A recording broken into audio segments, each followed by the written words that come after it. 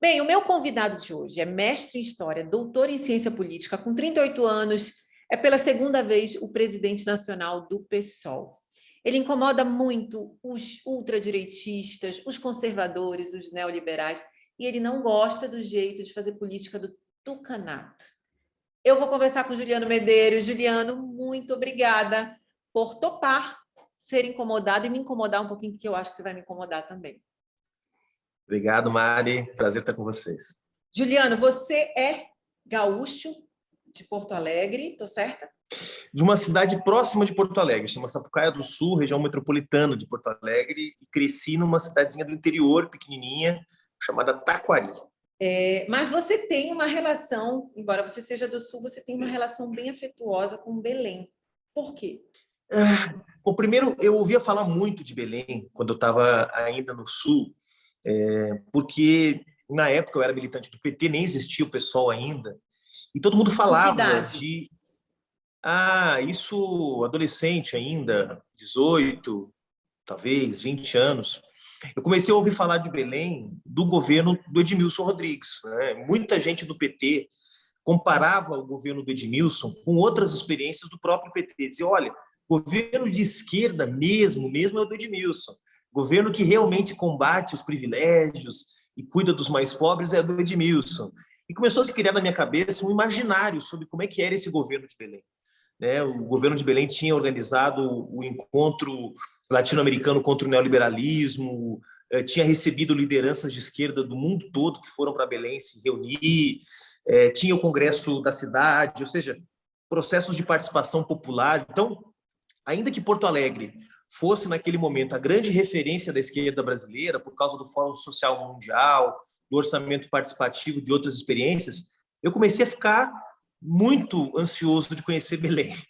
E isso aconteceu alguns anos depois, quando eu já era da União Nacional dos Estudantes, da UNE, era já dirigente estudantil, e fui para uma série de reuniões, conhecer universidades, fui reunir com a galera do movimento estudantil aí em Belém. Isso acho que por 2005, talvez, por aí. E quando eu cheguei em Belém, me impactei muito, porque era tudo diferente do que eu estava acostumado. Eu sou do Sul, então o Sul também tem calor, mas são só 2 meses por ano. O fenótipo, né, essa coisa indígena muito presente no rosto das pessoas, o clima, a umidade da Amazônia, a comida muito diferente. Ou seja, foi uma coisa muito impactante para mim ver como o Brasil podia ser tão diverso e tão rico e tão multicultural, e como aquilo era incrível. Isso me impactou muito. E desde então, claro, eu sempre fui muito recebido pelo povo de Belém, pelo povo do Pará, e desde então eu criei assim uma relação de muito afeto, né? E aí, claro, depois conhecendo os meus companheiros e companheiras de Belém, eu fui para o PSOL, as pessoas que estavam no governo de Belém também foram para o PSOL, então acabamos criando uma relação assim de muito carinho, e acho que desde 2010 eu mantenho assim um vínculo muito próximo de Belém, inclusive agora eu acabei de ganhar o título de cidadão. Eu ia falar sobre isso. Eu acho que você nem imaginava naquela época que você seria condecorado como cidadão de Belém, né? Que foi um pedido da sua amiga e vereadora Lívia Duarte, mas isso gerou uma série de bate-bocas na Câmara dos Vereadores. Por quê? A quem incomoda o Juliano Medeiros ser cidadão de Belém? Pois eu fiquei sabendo, Mari, que isso aconteceu. Eu achei primeiro um pouco engraçado, porque eu nunca fiz mal nenhum para Belém, pelo contrário. A minha relação com a cidade nesses anos todos tem sido de fortalecer uma alternativa de esquerda, fortalecer aqueles que defendem mais direitos, aqueles que defendem a democracia. Quer dizer, sempre foi, nos últimos anos todos, de ajudar o pessoal de Belém. Ou seja, então provavelmente quem ficou incomodado é exatamente quem defende a injustiça, quem defende o conservadorismo, quem é contra a ampliação de direitos, deve ter pensado, puxa vida, nós vamos dar o título de cidadão para esse sujeito que vem para cá defender o povo de Belém sem nem ser daqui. Então, certamente... Esse foi, inclusive, um bate-boca recorrente, né? A gente acompanha aqui as sessões na Câmara, e aí vira e mexe, isso voltava à tona, o Juliano, a reclamação porque o Juliano tinha recebido o título de cidadão de Belém. Não, com certeza, não há dúvida de que há muitas pessoas que vivem em Belém e que não são de Belém, que fazem muito mais pela cidade do que eu. Não tenho dúvida que eu não sou nenhuma unanimidade, nem pretendo ser, né? Mas esse gesto também muito carinhoso da Lívia, nossa vereadora aí na Câmara Municipal, é também uma demonstração de que é possível estabelecer laços de carinho, de afeto, por cidades e por pessoas, mesmo que não estejam morando aí. Então, eu acho que também, além de ser um gesto de carinho, também um reconhecimento de como as cidades não são ilhas, elas não estão isoladas do resto do país, do resto do mundo. Tem muita gente, além de mim, é claro, lutando por uma Belém mais justa, mais digna, mais feliz, e que não vive na cidade. Eu adoraria viver em Belém, para mim seria uma satisfação imensa. Mas, infelizmente, pelo menos por Já enquanto... Já passou um tempo aqui, né? Já passou um tempo, assim, alguns meses, uns 4, 5 meses. Já na campanha eleitoral de 2012, quando Edmilson voltou de São Paulo, ele estava fazendo o doutorado dele em São Paulo, ele me convidou para ajudar na campanha de 2012, foi um prazer imenso, eu fiquei 6 meses em Belém, foi uma experiência extraordinária, eu estava pensando como é que ia ser minha vida. Você estava falando égua, tu falas égua? Estava falando égua, estava já comendo açaí, peixe frito, estava completamente já adaptado, né? E já estava pensando onde é que eu ia morar, se o Edmilson ganhasse a eleição, qual era o bairro que eu ia morar, já estava de malas prontas para ir para Belém. Mas acabou não acontecendo enfim, mantive mesmo assim uma relação muito estreita com a cidade sempre, tem sido uma grande experiência. Juliano, você viaja muito na sua lida como presidente do PSOL. Você foi agora recentemente para o Chile, você levou um pé de coelho. O Boric, que é o seu candidato à presidência do país, era o seu candidato, né? Foi eleito com uma margem folgada, inclusive, derrotando um candidato de ultradireita, o José Antônio Casti. Por que essa vitória do Boric no Chile é tão importante para a esquerda na América Latina? Mari, essa pergunta é muito boa. Eu diria que por várias razões. Primeiro, porque o Gabriel Boric ele é o candidato de uma nova esquerda, uma esquerda renovada, né? No Chile, assim como no Brasil, tradicionalmente você tem um partido de esquerda que é hegemônico, né? Que tem mais força do que os outros. Lá no Chile é o Partido Socialista, aqui no Brasil é o PT.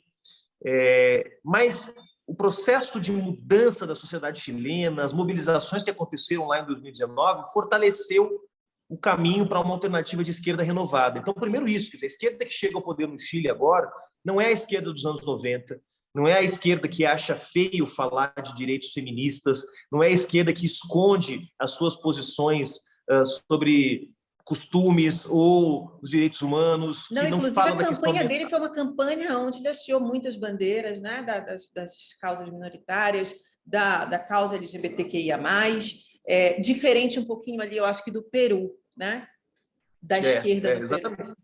Exatamente. A esquerda do Peru é uma esquerda, desse ponto de vista, mais tradicional, né? É claro que uma esquerda que queira ser digna desse nome, tem que lutar por igualdade econômica, tem que lutar por direitos sociais, tem que lutar por democracia, por soberania. Essa, digamos, é a agenda histórica da esquerda, que o pessoal também defende, que o Boric no Chile também defende. Só que, além dessas agendas, é preciso também olhar para os direitos humanos, olhar para a questão ambiental, né? Olhar para a democracia não só no seu aspecto econômico e social, mas também cultural, né? Então, agregar, incorporar setores hoje que são, como você disse, minoritários ou majoritários, mas que são subrepresentados nos espaços de poder, como é o caso do Brasil. Tem 5% de negros e negras na Câmara Federal, tem 10% de mulheres, ainda que negros e mulheres sejam a maioria da sociedade brasileira. Então, primeiro isso, acho que esse fator ele faz da vitória do Gabriel uma coisa muito especial, que mostra que é possível ser de esquerda sem esconder suas bandeiras, que é possível falar com o povo sem precisar tergiversar e esconder as suas posições. Ou seja, é um gesto também de confiança no povo, de confiança de que as pessoas são capazes de pensar com a própria cabeça, que elas são capazes de discernir o que é o bom e o que é o mal, né? Isso foi fundamental. O segundo é a derrota do Casti. Como você disse, o Casti ele é um candidato de extrema-direita, um sujeito que é filho de um comandante do partido nazista alemão, tá? Um sujeito que tem, portanto, um DNA aí. Claro que isso não quer dizer, porque a pessoa pode ter um pai conservador e ser de esquerda e vice-versa, mas que tem uma visão de mundo forjada dentro dessa concepção autoritária que é o nazismo, e que defendia coisas absurdas na campanha. Defendia, por exemplo, que para as políticas sociais as mulheres casadas fossem consideradas prioritárias em relação às mulheres não casadas. É um negócio absurdo. Ou seja, se você tivesse um Bolsa Família, você tinha que dar o Bolsa Família primeiro para a mulher que era casada, e não para a mulher que não era. Uma coisa absurda, assim, realmente reproduzindo todo tipo de preconceito, de machismo, uma coisa muito... E se esse cara tivesse ganhado a eleição, ele fortaleceria essa corrente de extrema-direita que ganhou as eleições no Brasil em 2018. Então, a derrota do Cast também é uma grande notícia para quem defende a democracia. E terceiro lugar, é exatamente esse sentido de mudança, porque nós já tivemos a vitória do Alberto Fernandes na Argentina, do Pedro Castillo no Peru, a vitória do Luiz Arce na Bolívia. São governos que, de alguma forma, resistem a essa onda conservadora que a América Latina viveu nos últimos anos, né? Com o golpe no Paraguai e no Brasil, com a vitória do Piñera no Chile, do Macri na Argentina, com a vitória do Duque na Colômbia, do Lenin Moreno no Equador. Ou seja, a gente teve na América Latina, nos últimos 5, 6 anos, uma onda conservadora. Essa onda depois de 2010, diferente dos anos 2000, né, onde você via o avanço de uma onda vermelha, uma onda esquerdista ali. Ju, eu quero aproveitar essa tua deixa que tu colocaste aqui. Você falou sobre direitos humanos. Essa esquerda da América Latina inclui a Venezuela com o Maduro e a Nicarágua com o Ortega. O que você acha dessa não alternância de poder na Venezuela, na Nicarágua? Inclusive, o Ortega, recentemente, o PT emitiu uma nota sobre a reeleição do Ortega e depois voltou atrás. Mas Ortega ele é acusado de mandar prender os seus opositores, né? E aí eu quero saber o que você acha disso. Esse modelo político, Venezuela, Nicarágua, você acha que é um modelo positivo de esquerda? É um modelo que você tem críticas a fazer? Uhum. Sem dúvida, Mari. Eu não acho que seja... Bom, primeiro, sobre modelos, né? Eu não acho que nenhum país tem um modelo perfeito que tem que ser copiado, né? Eu estou entre aqueles que defendem que cada povo constrói seu caminho. E o caminho que o povo brasileiro vai e pode construir para uma sociedade mais justa, democrática, um socialismo democrático, é o caminho que o povo brasileiro escolheu. Então, não tem modelo para ser implementado. Aliás, sempre que se tentou copiar um modelo, isso deu errado, né? Isso serve para muitos países, né? Então, primeiro, eu não sou adepto de nenhum modelo, né? E, claro, que há experiências com as quais eu sou mais compreensivo e menos compreensivo. Então, vou dar o exemplo de Cuba, que muita gente fala de Cuba. Eu sou muito mais compreensivo com Cuba, que é um país que enfrenta um embargo econômico brutal, uma coisa que é criminosa há mais de 60 anos. O país não pode comercializar com certos países por conta do embargo econômico dos Estados Unidos. Isso faz com que Cuba, por exemplo, tenha que comprar um remédio mais caro do que um remédio mais barato. Isso impacta a economia e a vida das pessoas. Então, o bloqueio não tem consequências sobre o governo de Cuba. O bloqueio tem consequências sobre as pessoas. Sociedade, a população. Sobre a sociedade.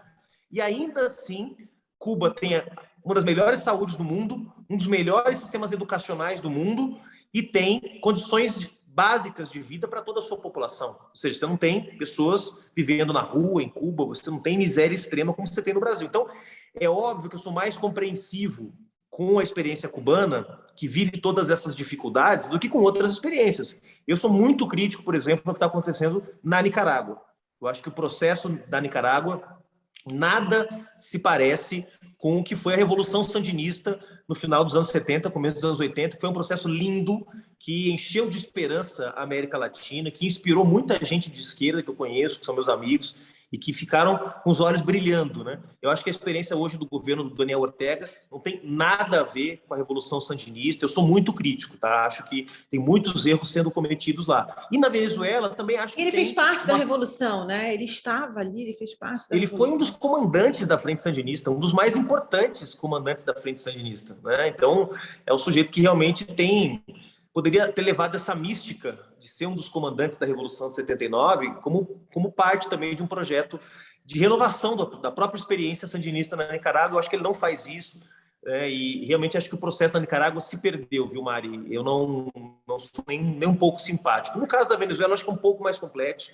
Acho também que o que está vivendo a Venezuela é muito diferente daqueles primeiros 10 anos do governo do Hugo Chávez, em que realmente você tinha ali um processo de democratização da sociedade venezuelana, você tinha a formação de conselhos populares, você tinha o uso do petróleo para combater as desigualdades sociais, vários programas sociais, ou seja, várias eleições. A Venezuela tinha uma eleição por ano, plebiscitos, processos de consulta popular. Então, a Venezuela do Hugo Chávez, ela viveu um choque de democracia. Não é o que nós vivemos hoje com o Maduro. Hoje tem um processo de resistência muito mais baseado na força do que na democracia. E isso tem a ver também com processos de tentativas de golpe, tem uma complexidade ali. Eu não sou tão entusiasmado com o Maduro, aliás, não sou nada entusiasmado com o Maduro, em comparação com o que eu era entusiasmado com o Chávez, né?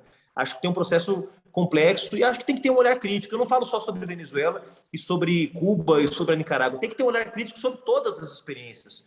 O Lula, quando era presidente, nós do PSOL também tínhamos um monte de críticas ao Lula, não pelo ponto de vista dos direitos humanos, mas por outros pontos de vista. Juliano, antes da gente falar sobre Lula, que esse é um tema que a gente precisa abordar aqui,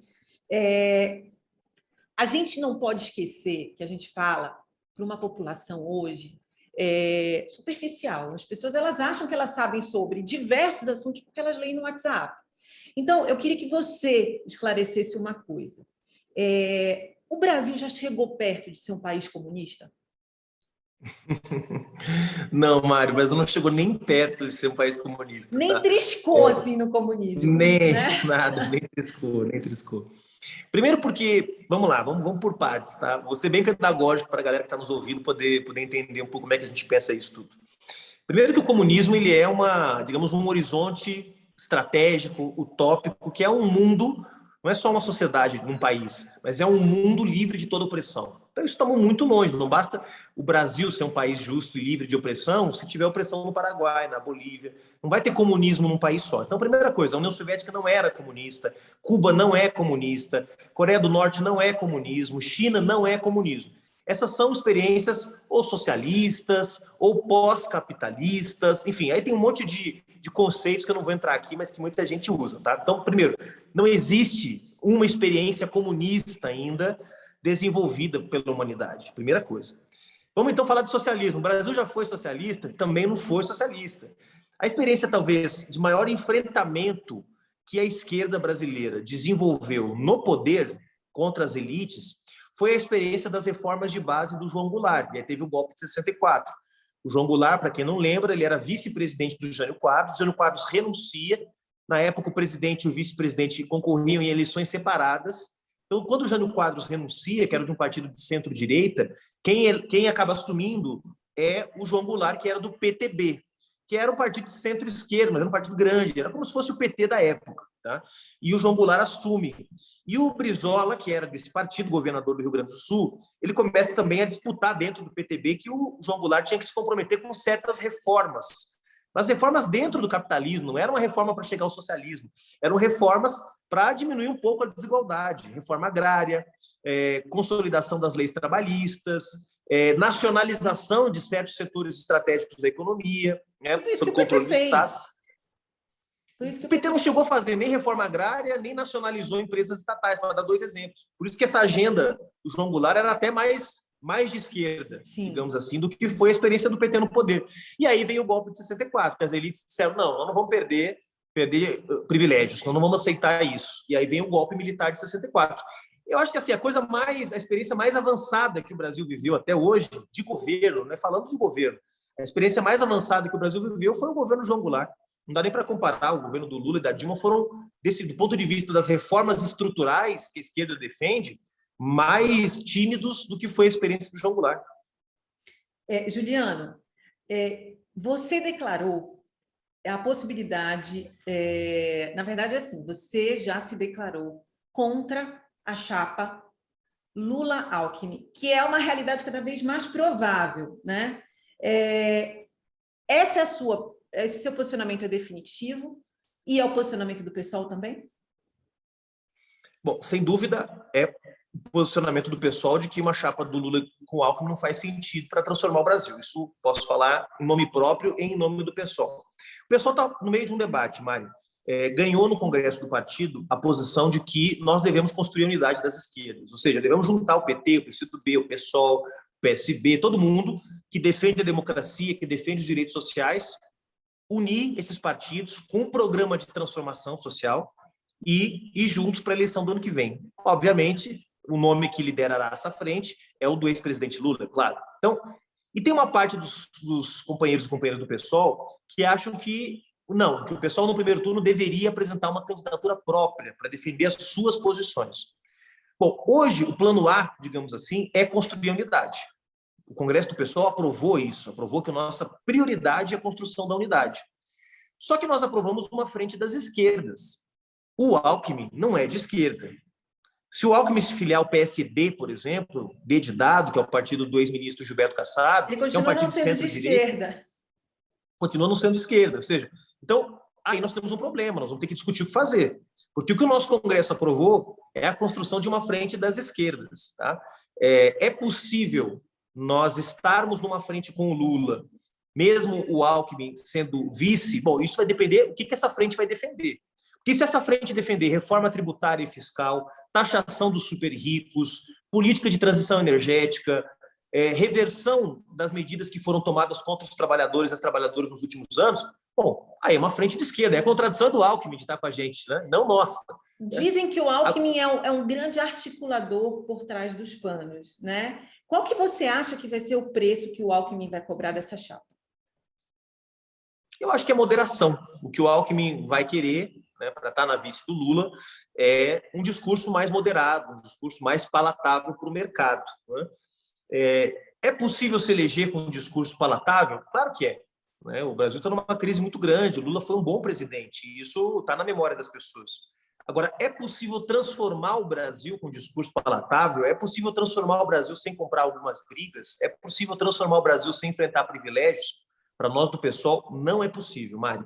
Juliano, você postou no seu Twitter uma frase que, na verdade, assim, a sua postagem foi uma frase que o Alckmin disse durante o período do golpe. E aí, no último jantar, onde o Lula esteve com o Alckmin e vários representantes políticos, ele disse a seguinte frase: não importa se no passado fomos adversários, se trocamos algumas botinadas, se no calor da hora dissemos o que não deveríamos ter dito. O tamanho do desafio que temos pela frente faz de cada um de nós um aliado de primeira hora. Essa frase te convence? Ou te revolta? Nem convence, nem revolta. Eu diria que isso é típico de um político como Lula, que tem como prática a conciliação, o entendimento. Esse é o Lula que nós conhecemos. Ele tem essa postura já há muitos anos. Então, não me surpreende nem revolta. Mas me mostra que me preocupa.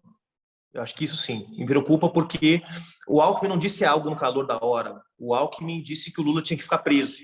O Alckmin disse que o Brasil estava mais pacificado com a injustiça que estava sendo cometida de prender um inocente por 580 dias. O Alckmin apoiou o golpe contra a Dilma, o Alckmin sustentou o governo Temer, o Alckmin apoiou as medidas que retiraram direitos do povo brasileiro nos últimos anos, o Alckmin apoiou a reforma trabalhista, apoiou a lei das terceirizações, apoiou a reforma da Previdência do Bolsonaro. Então, não é exatamente o problema do que se foi dito, sabe, Mário? Porque todos nós podemos dizer coisas e nos arrepender, todos nós, na vida cotidiana e mesmo na política. O problema não é o que se diz, o problema é o que se faz. E o Alckmin defende um programa, defende uma plataforma que não tem nada a ver com a esquerda. Por isso que eu digo, o Alckmin vai aceitar estar numa frente que tenha posições de esquerda. Bom, se ele aceitar, a contradição é dele, não é nossa. Agora, se nós abrirmos mão das nossas posições para ter o Alckmin, aí eu acho que seria um erro fatal para a esquerda brasileira. Juliano, o Lula já usou essa mesma estratégia em 2002, quando ele colocou como vice o José de Alencar, né? Então, isso já é uma estratégia que o Lula lança a mão quando ele entende que isso é necessário. Você já disse em alguns momentos, inclusive no seu canal do YouTube, que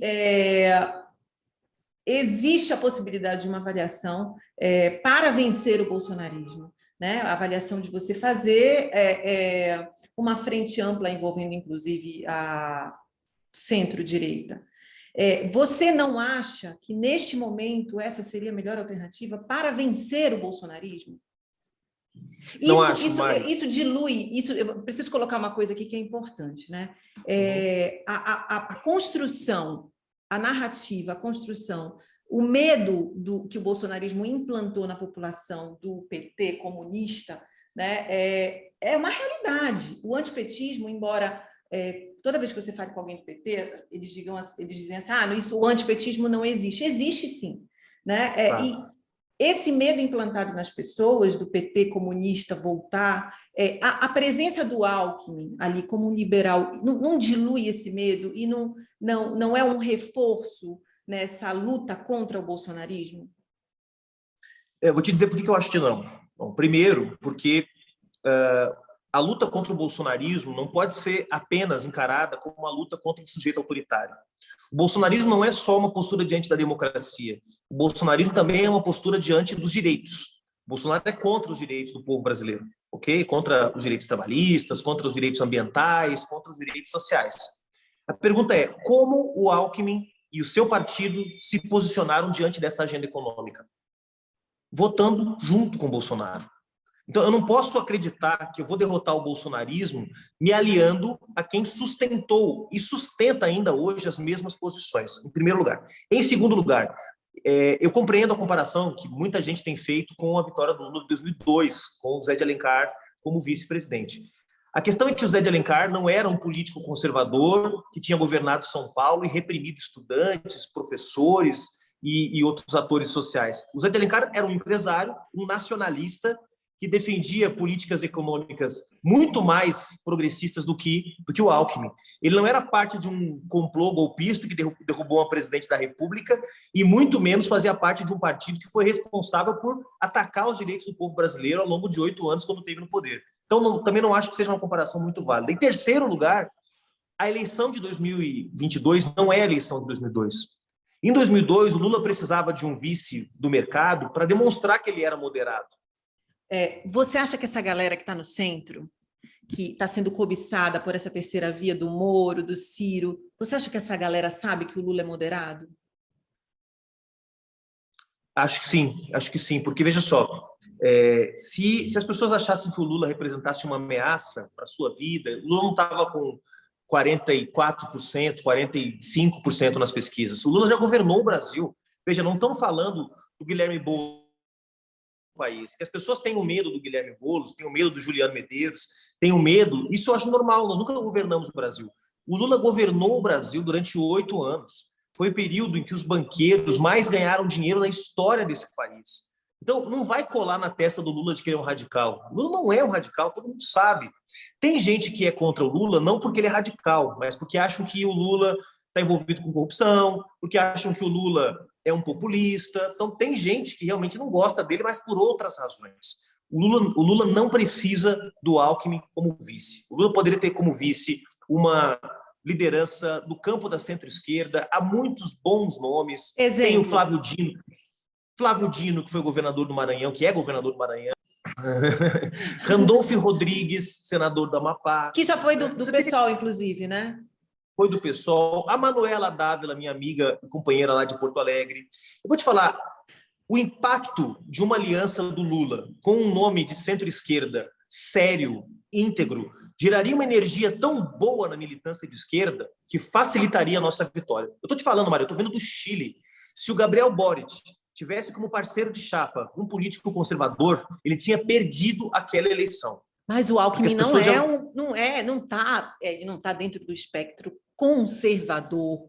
Me corrija se eu estiver errada. O Alckmin ele é mercado, é um liberal. Eu vejo semelhanças assim nas alianças que o Boric fez no Chile. Ele também fez com o centro-esquerda, um pouquinho ali centro-direita. Estou errada, Juliana? Me corrija se eu estiver errada. Não, ele fez no segundo turno, Mari. No primeiro turno, não. No primeiro turno, o Gabriel fez uma aliança com o Partido Comunista. Foi Frente Ampla e Partido Comunista. Frente Ampla é o partido do Boric, né? Que é uma coalizão de partidos de esquerda só. Então, no primeiro turno, não houve nenhuma aliança com partidos conservadores ou liberais. E quanto ao Alckmin, o Alckmin é da Opus Dei. O Alckmin é da organização mais obscurantista que existe na Igreja Católica. O Alckmin defendeu que a polícia militar reprimisse brutalmente os movimentos sociais em São Paulo. O Alckmin comemorou quando a polícia de São Paulo se tornou a polícia mais letal do país. Se isso não é ser um político conservador, eu não sei o que é. Não precisa defender tiro na cabecinha, como o Witzel defendeu no Rio de Janeiro, ou atacar os negros e as mulheres, como faz o Bolsonaro, para ser um político conservador. Isso é política de extrema-direita. O Bolsonaro é extrema-direita, o Witzel é extrema-direita, o Eguchi, que disputou em Belém, é extrema-direita. Mas os conservadores continuam sendo conservadores. O fato de existir a extrema-direita não torna os conservadores liberais progressistas. Eles continuam sendo conservadores. Juliano, o PSOL é hoje um partido aliado das causas identitárias, né? As causas identitárias, elas não são só a defesa da identidade, mas elas versam sobre as desigualdades, né? O preto da periferia, que é quem mais apanha, que é quem tem os subempregos, a mulher que faz jornadas triplas, e o PSOL ele está junto dessas pautas. No entanto, você acha que hoje a esquerda ela não problematiza demais dentro do seu próprio campo e gasta essa energia combatendo as contradições dentro do seu próprio campo ideológico, em vez de combater a extrema-direita? Essa é uma ótima pergunta, Mari. Bom, primeiro vamos começar. Esse termo identitário ele causa alguma confusão normalmente, porque ele dá a entender que o que a gente quer é a afirmação das identidades apenas, né? Você colocou isso muito bem, quer dizer, se o Jornal Nacional tiver uma apresentadora negra, está resolvido o problema do racismo. Não é verdade, né? Então, a afirmação das identidades é importante, mas ela não resolve o problema da opressão que é manifestada através do racismo, do machismo, da homofobia, né, de outras formas de preconceito. Então, nós do PSOL gostamos de tratar essas pautas como pautas estruturais. Quando a gente fala de racismo, nós estamos falando do racismo estrutural. Por quê? Porque ele estrutura o conjunto das relações econômicas, sociais, políticas, culturais. O mesmo vale para a homofobia, para o machismo, para o preconceito contra os povos indígenas, pessoas com deficiência e por aí vai. Então, quando eu falo de identitarismo, eu estou muito mais me referindo à agenda liberal, que trata a questão racial e de gênero, por exemplo, como uma questão que é só de afirmação da identidade. Então, é a Avon colocando lá uma filósofa negra para fazer propaganda dos seus produtos, mesmo sendo a Avon a empresa que mais explora mulheres do planeta.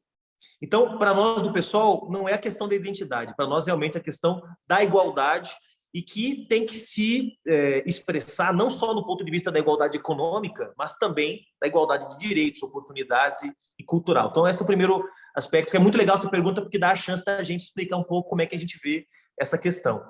E segundo, sobre a pergunta em si, acho que a esquerda tem o dever de expressar no seu dia a dia os valores que ela defende. Então, não dá para ter na esquerda racismo, não dá para ter na esquerda machismo, embora tenha, tá? É normal, porque nós somos seres desse tempo histórico, nós somos seres deste mundo. Então, é claro que eu, como homem branco, heterossexual, tenho dentro de mim, entranhado na minha cultura, na minha forma de ver o mundo, tem machismo, tem racismo. Então, eu preciso fazer o meu esforço cotidiano e coletivo com os meus companheiros para mudar isso, né? Agora, não funciona muito se a gente ficar só apontando o dedo para o outro.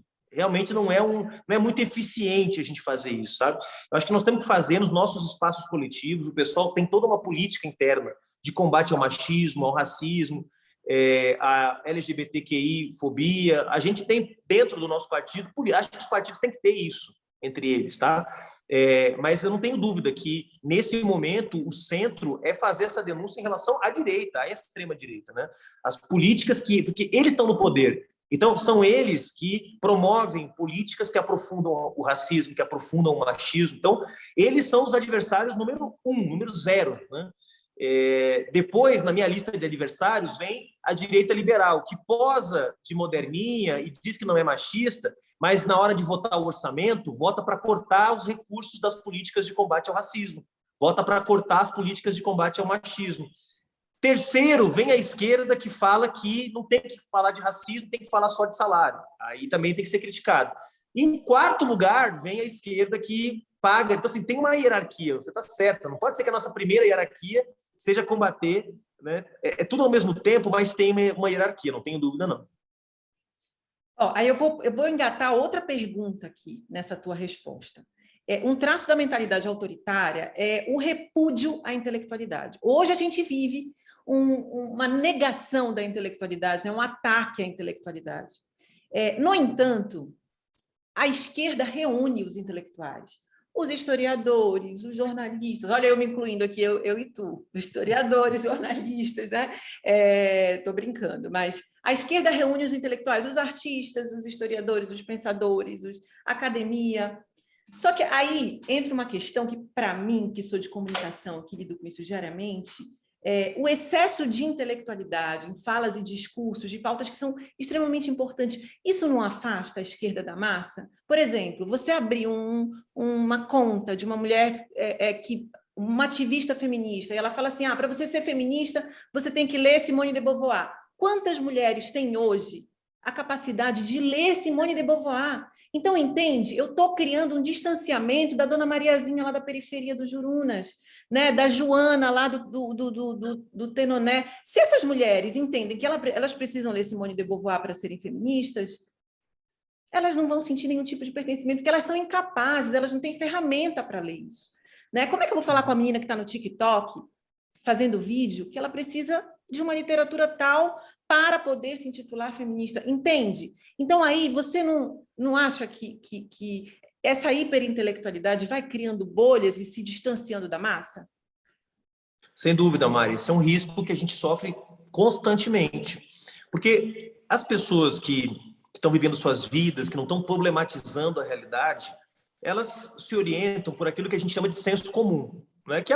E o senso comum não é uma coisa ruim. O senso comum é o que faz com que no dia a dia a gente se oriente sem pensar muito, porque não é possível que a cada decisão, a cada passo que eu vou dar na minha vida, eu tenho que recorrer a uma concepção abstrata da realidade e a teorias. Não, o senso comum é parte da realidade, é parte da vida. E as pessoas, em geral, se orientam por ele. Até aí, tudo bem. Nós que queremos transformar a realidade, a gente precisa estudar, porque a realidade é complexa. Ela não é tão simples quanto o senso comum nos faz crer. Então, quem quer transformar a realidade precisa estudar. Então, a primeira coisa, nós não podemos ser anti-intelectuais desse ponto de vista, achar que só a prática vai nos dar todos os instrumentos para mudar a realidade. Nós, né? Eu te incluo, não estou me incluindo nessa, eu não sou intelectual, estou longe de ser. Mas quem é intelectual precisa estudar a complexidade do mundo para, né, transformar as coisas. Isso é verdade. Agora, não é verdade, isso não deve nos criar a sensação de que só pode lutar quem estuda, de que só quem pode... Ou seja, não, quem sente qualquer tipo de injustiça, qualquer tipo de incômodo, quem consegue perceber que está sendo oprimido, tem todo o direito de se mobilizar, tem todo o dever de se mobilizar, com ou sem teoria. Então, é muito importante pensar um feminismo popular. É muito importante pensar a luta contra o racismo numa perspectiva popular. Porque uma coisa é eu falar, eu não, mas uma companheira feminista, falar sobre feminismo interseccional. Outra coisa é chegar na periferia e dizer, olha, as mulheres pretas ganham salários mais baixos que as mulheres brancas. Isso ela vai entender na hora. Você não precisa usar o conceito de interseccionalidade para explicar isso. Né? Então, a teoria ela é importante, ela é um guia, ela é uma espécie de guia para a ação. Tá? Mas ela não é, digamos, instrumento que cria consciência. O que cria consciência das pessoas é a experiência real, concreta, é a vida delas. Né? Então, eu posso estudar 500 mil livros e posso ser um comunista por opção, um socialista por opção, e não por vivência. Mas quem tem capacidade de transformar a realidade é quem vive a opressão. São as massas. Então não vai ter transformação no Brasil porque o PSOL quer, porque o PT quer, porque o PCdoB quer. Vai ter transformação no Brasil se o povo quiser. E para o povo querer, ele tem que estar consciente da sua condição de oprimido, de explorado, de injustiçado.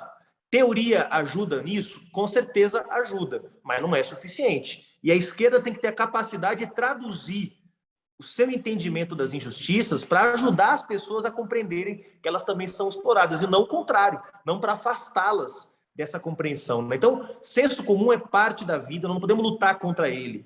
Né? Mas o desenvolvimento de uma consciência de que o mundo é feito de injustiças também, ele é assegurado a partir da vivência das pessoas, e não só da teoria política. Né? Por isso que eu te perguntei como o PSOL, como a esquerda, como você acha que é a forma de você conseguir falar com as massas? Por exemplo, como é que o pessoal pretende falar com as igrejas evangélicas, com a massa neopentecostal, que não é conservadora de forma deliberada, não. Eles são liderados por líderes conservadores, por líderes de extrema direita. Então, entende? Existe uma massa aí que está sendo liderada por esses caras. Como é que a gente vai falar com esses caras fora do Twitter, né? Sem usar termos super rebuscados, sem citar Marx? Como é que eu consigo chegar nessa massa? Como é que vocês pretendem chegar nessa massa? Só tem um jeito, Mari. Não tem fórmula mágica, não tem assim um discurso. Esse discurso é muito bom e vai funcionar. Não tem isso. Não existe o discurso perfeito. Só tem um jeito da gente falar com as pessoas, estando perto delas. A pessoa, a dona Mariazinha do Denoné, ou a dona Joaninha da Terra Firme, que é evangélica, dona de casa, só vai nos ouvir se a gente estiver perto dessas pessoas. Se o Branquelo do Sul aparecer lá no bairro e começar a dizer o que ela tem que fazer, ela não vai me ouvir, ela vai me ignorar. Agora, se houver um militante do PSOL morando na Terra Firme, vivendo as dores que ela vive, compartilhando das suas experiências, e disser para ela, dona Mariazinha, isso aqui não está certo, a gente tem que reclamar, a gente tem que ir lá na Câmara, a gente tem que ir lá no governador, no prefeito, a gente precisa se organizar, isso tem efeito. E o melhor momento da esquerda brasileira, Mari, foi os anos 80. Não do ponto de vista eleitoral, porque a esquerda nos anos 80 estava se estruturando ainda. Não governava nenhum estado, não governava a presidência da República, governava algumas prefeituras. Mas por que eu digo que foi o melhor momento? Porque foi o momento que a esquerda esteve mais perto do povo. Tinha as comunidades eclesiais de base, os sindicatos estavam perto das pessoas, os partidos de esquerda organizavam uma campanha contra a carestia e a fome para poder ajudar as pessoas que estavam em dificuldades. Depois a esquerda foi toda para o governo, foi toda para os parlamentos, foi para a Câmara, foi para o Senado, foi para o governo do Estado, se afastou do povo, saiu do território, acreditou que era possível politizar o povo de cima para baixo, ou seja, do Estado para a sociedade, e aí quem ocupou esse espaço? As igrejas neopentecostais, a ideologia do cada um por si, né? A ideologia do empreendedorismo, que existe o empreendedorismo, mas a ideologia do empreendedorismo é outra coisa. É criar a sensação de que você é empresário, mesmo que você esteja num trabalho precário. Através do Uber, né? Da uberização, através deixa eu ver, um outro aplicativo, né? Você romantiza esse não direito. O trabalho precário. Exatamente. Para você, qual é? O que é o empoderamento social na sua visão socialista?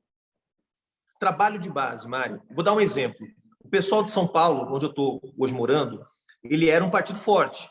Tinha já deputados, vereadores e tal, mas era um partido essencialmente de classe média progressista, vamos dizer assim, classe média baixa, tá? O pessoal tinha muito professor de escola pública, tinha muito intelectual, o pessoal tinha muito estudante universitário, até tinha algum trabalho popular, mas era fundamentalmente um partido dos trabalhadores do setor médio, setor público, etc. Aí nós temos a entrada do MTST, que é o Movimento dos Trabalhadores Sem Teto do PSOL. O MTST faz um trabalho extraordinário com aquele setor mais vulnerável da sociedade. Aquele trabalhador que passa o dia inteiro ralando, catando latinha, trabalhando de flanelinha, camelô, e que no final do dia vai morar num barraco porque não tem como pagar um aluguel digno num bairro da cidade. O MTST organiza essas pessoas. E faz isso porque está lá na periferia, vive a vida dessas pessoas.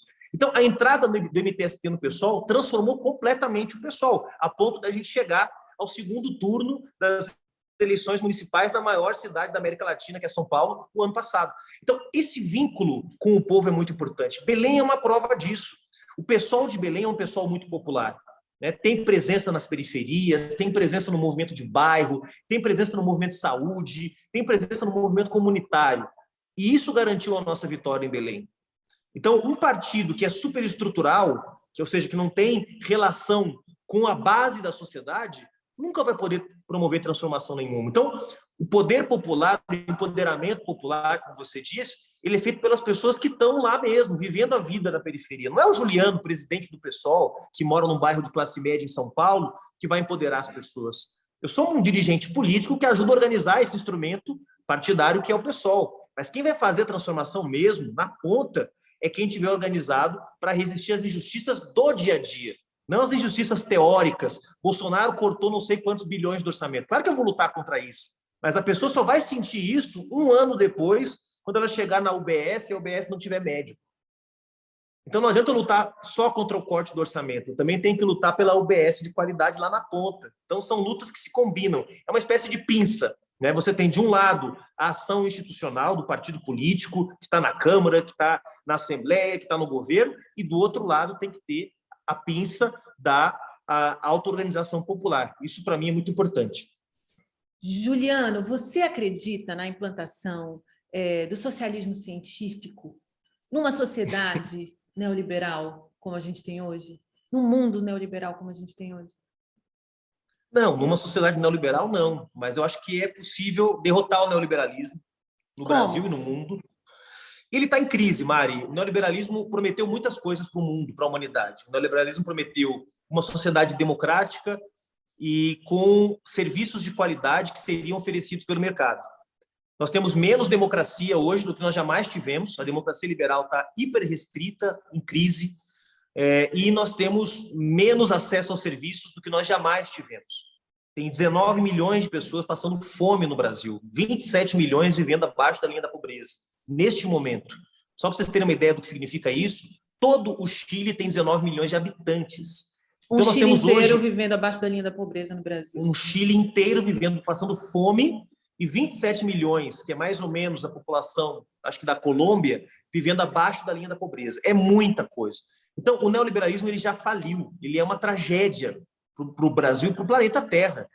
E é por isso que começaram a surgir partidos de extrema-direita, que são antineoliberais, que dizem neoliberalismo não, nós temos que voltar para a ordem, para a força, o Estado que vai defender contra as minorias, contra o feminismo, mas também surgiram partidos de esquerda antineoliberais, como o PSOL, como o Podemos na Espanha, como a Frente Ampla no Chile. Então, essa crise do neoliberalismo, ele também abriu a oportunidade da gente conversar com as pessoas sobre outra forma de organizar a vida em sociedade.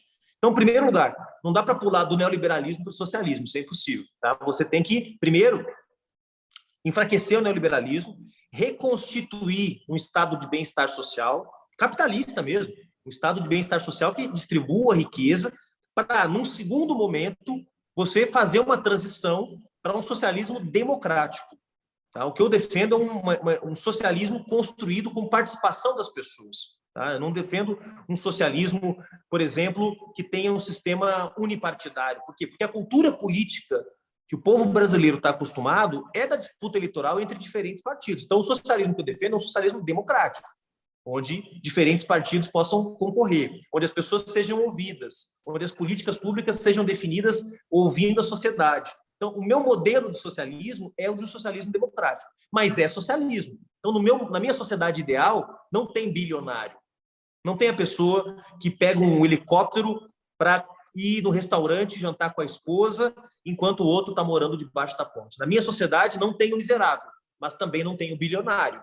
Então, nós temos que entender que uma sociedade mais justa é uma sociedade sem os extremos. E os extremos hoje são exemplificados pelos moradores de rua, que estão completamente despossuídos, e pelos bilionários.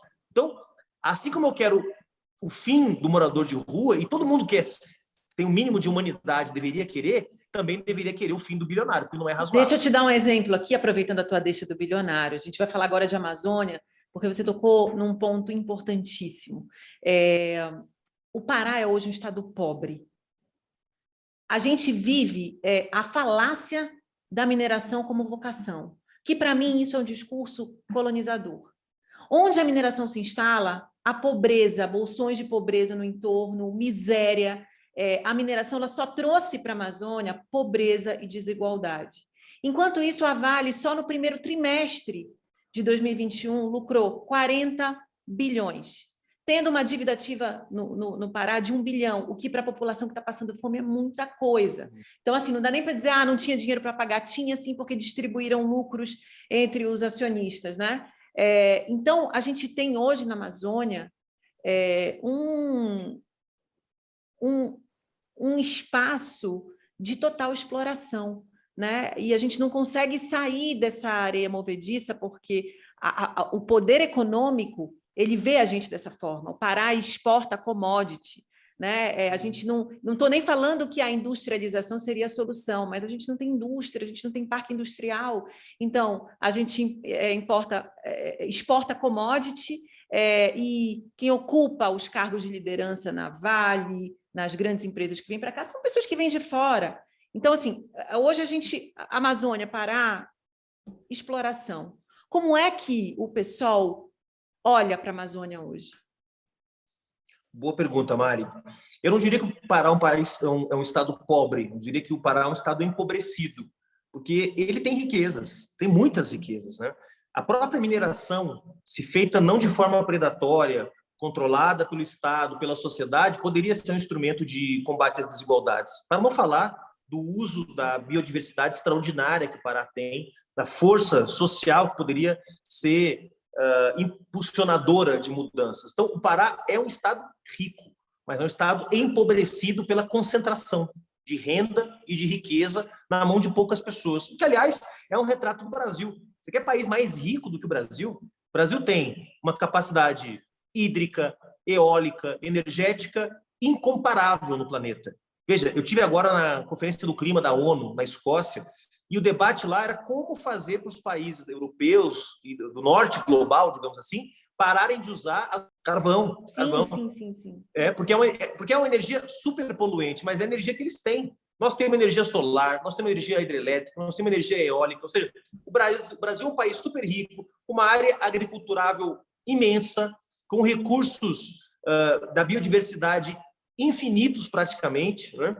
E mesmo assim é um país empobrecido, mas é um país com riquezas. Então, o problema central é o problema é o problema do Pará, e é o problema de São Paulo, e é o problema do Rio, ou seja, é o problema do Brasil, é a desigualdade. Então, em primeiro lugar, nós temos que pensar a desigualdade como o grande problema do país. Não é a corrupção, não é o Estado que é inchado, tudo isso é papo furado para o mercado ganhar. O problema do Brasil é desigualdade, tá? Os empresários querem combater essa desigualdade? Não, os empresários querem manter suas margens de lucro, é o papel deles. Quem tem que combater a desigualdade? O Estado e a sociedade. Tá? Então, a desigualdade tem que ser pensada não só em termos de ricos e pobres, mas também em termos regionais. Veja, Porto Alegre tem a mesma população de Belém e tem um orçamento 3 vezes maior. Então, há uma desigualdade também regional. Então, esse é o segundo aspecto. Quando a esquerda olhar para o Brasil, ela não pode olhar como se o Brasil fosse uma corrida de 100 metros, de onde saem todos do mesmo lugar. Não. O Rio Grande do Sul, Santa Catarina, São Paulo, Minas Gerais, já largaram há muito tempo. E o Pará ficou para trás, o Maranhão ficou para trás, a Amazonas ficou para trás. Então, é preciso que hajam políticas para que esses que ficaram para trás possam se desenvolver. Então, o segundo aspecto é combater a desigualdade regional. E o terceiro aspecto é olhar o problema da Amazônia, que não é um problema. A Amazônia não é um problema porque estão derrubando as árvores. A Amazônia, Mari, é uma região onde 80% das pessoas vivem nas cidades. Quando os gringos olham para cá, eles olham para a Amazônia e veem um monte de árvore. Quando eu olho para a Amazônia, eu vejo um monte de árvore e um monte de gente morando nas cidades. O que eu vou fazer? Eu vou passar o trator em cima das cidades da Amazônia? Não. Eu preciso pensar o desenvolvimento dessas cidades, onde está 80% da sociedade amazônica, e dar condições para se desenvolverem, seja no setor de serviços, seja no setor industrial, que é possível ter parques industriais que não agridam o meio ambiente, né? Por exemplo, o setor químico, que é nenhum país do mundo é desenvolvido sem o setor químico desenvolvido, certo? Por que o Pará não pode ter uma indústria química não poluente, baseada na natureza? Não estou falando de petróleo, não estou falando de mineração, estou falando, por exemplo, de fármacos, de desenvolver medicamentos usando as riquezas que existem na Amazônia. Isso vai gerar empregos de alta qualidade, vai gerar uma educação que aí tem demanda para você ter formação de qualidade, vai distribuir renda, vai distribuir riqueza, é bom para todo mundo, né? Vai gerar medicamentos mais baratos que vão ser fabricados no país. Então, você tem que olhar para a Amazônia, primeiro, para combater a desigualdade regional, segundo, olhando para as pessoas, e terceiro, pensando num projeto que inclua a Amazônia num projeto nacional.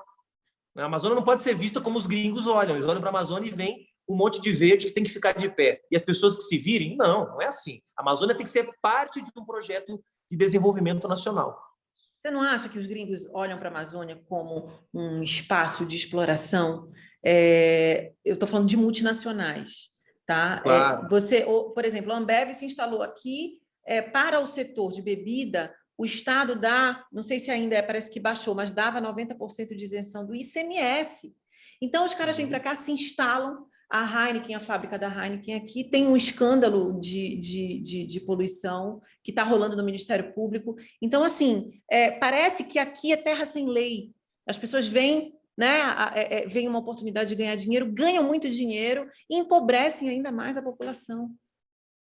Infelizmente, isso acontece em vários estados. Agora, recentemente, pra você ter uma ideia, tinha também a Heineken querendo abrir uma fábrica em Tocantins, na região do Jalapão, né, que é uma reserva extraordinária. Então, estava querendo instalar uma fábrica lá com potencial poluente altíssimo. Então, houve uma mobilização, houve muita luta para que isso não acontecesse. Então, eu acho que, sim, do ponto de vista internacional, você tem uma parte, eu falei os gringos, acho que ficou um pouco genérico demais. Você tem uma parte realmente que olha como um lugar de oportunidades para ganhar dinheiro e dane-se as pessoas, né? Mas eu me referia especialmente à narrativa que existe em algumas ONGs, em alguns movimentos ambientalistas, inclusive, que não conseguem olhar para a Amazônia também da perspectiva social, Sim, olham da perspectiva ambiental apenas da perspectiva então, nós temos que combinar, por isso nós temos que falar de socioambiental, exatamente, porque tem gente vivendo na Amazônia, e a maioria das pessoas não vive na floresta, vive nas cidades. Então, você tem que achar um equilíbrio entre essas formas de vida, né? Ju, eu vou depois, a gente vai começar esse papo, porque não é para agora, mas existe uma relação direta da exploração do meio ambiente com a exploração do corpo da mulher. Os governos autoritários, militaristas, patriarcais, viriarcais, quando eles veem uma floresta, quando eles veem uma área amplamente cheia de recurso natural, o primeiro ensejo que eles têm é de como é que eu posso explorar essa área. E da mesma forma acontece também com o corpo da mulher. Mas, enfim, isso é uma outra discussão, um outro debate. Eu preciso voltar aqui para a nossa pauta. Juliano, você é hoje, pela segunda vez, presidente do PSOL, o partido que mais cresceu em 2021. Como é que você imagina o PSOL em 5 anos? Governando o Brasil. Eu espero que em 5 anos a gente vai tirar o Brasil da crise. O pessoal não vai governar o Brasil no ano que vem, é óbvio, mas eu espero que a gente tire o Brasil da crise. Boulos, quem sabe? Quem sabe Boulos presidente. E a gente possa, através da experiência concreta, demonstrar que onde a esquerda governa, a vida é melhor. Os direitos sociais são assegurados, o desenvolvimento econômico é menos desigual, a natureza é respeitada, os direitos humanos também. Então, eu imagino que a gente tem, a partir da experiência concreta dos próximos anos, capacidade de reverter essa onda conservadora que também chegou no Brasil. E uma vez revertida essa onda, a gente pode abrir nossa cabeça para ter os sonhos mais bonitos que a gente puder imaginar. E eu imagino, sim, um país muito justo, muito próspero. Eu tenho muita fé no povo brasileiro. Eu acho que esse povo é capaz de fazer coisas tão extraordinárias na música, na cultura, na arquitetura, enfim, nos ofícios em geral, né? Então, um povo que é capaz de produzir um Caetano Veloso, uma Dona Onete, um Verequete, é capaz de construir um país mais justo, mais digno, onde a sua gente viva com todos os direitos assegurados. Então, eu sou um otimista. Aliás, socialistas são... Você se acha utópico? Às vezes, mas a utopia ela é um guia para você caminhar. Se eu dissesse que eu sou utópico, eu diria que eu estou querendo só caminhar, eu não quero chegar em lugar nenhum, não. Eu sou utópico, mas com uma utopia concreta. Eu quero realmente mudar esse país, eu quero realmente que as pessoas tenham oportunidade, eu quero realmente que nós não tenhamos 700 mil pessoas trancafiadas hoje nas penitenciárias do país. Eu quero que as pessoas tenham oportunidade para que isso não aconteça, né? Claro, sempre vai ter gente má no mundo, Mari, sempre vai ter gente que não gosta de quem é diferente, sempre vai ter gente que odeia as mulheres, sempre vai ter gente que odeia os negros. Para esses não tem saída, para esses a saída é a mão forte do Estado. Mas para a maioria do povo tem que ser garantida a oportunidade de ser melhor, de viver em harmonia com os seus e com o meio ambiente. Juliano, para a gente finalizar, Juliano Medeiros incomoda quem? Rapaz, eu incomodo muitos bolsonaristas, me bloquearam todos no Twitter, no Instagram, não consigo mais seguir ninguém, não sei o que eles dizem. E eu acho que incomoda também uma certa esquerda que não consegue pensar mais fora da caixa. Quando eles veem um dirigente partidário falando em socialismo no século XXI, falando que a esquerda tem que incorporar os direitos da natureza, o feminismo, o antirracismo como um elemento estrutural da sua agenda, isso incomoda um pouquinho, porque tem gente que acha que isso perde voto, sabe? Que não quer falar desses assuntos. Então, eu incomodo muito os bolsonaristas, mas um pouquinho também essa esquerda envelhecida que ainda anda por aí. Juliano, te agradeço muito. Amei o nosso papo. A gente ficaria aqui conversando horas e horas. Eu tinha mais coisas aqui para falar, mas a gente falou tanta coisa legal. Te agradeço muito de dispor do teu tempo para conversar aqui com a gente, tá? Muito obrigada mesmo. Eu que agradeço, Mari. Espero que a galera que acompanhou até aqui tenha podido compreender um pouco mais o que o pessoal defende, o que o pessoal pensa e tenha se tornado um pouquinho mais simpático das nossas causas também. Bem, você acompanhou a entrevista com o Juliano Medeiros. Eu quero que você diga aqui para mim quem é que você quer ver no Incomoda. Tchau, gente!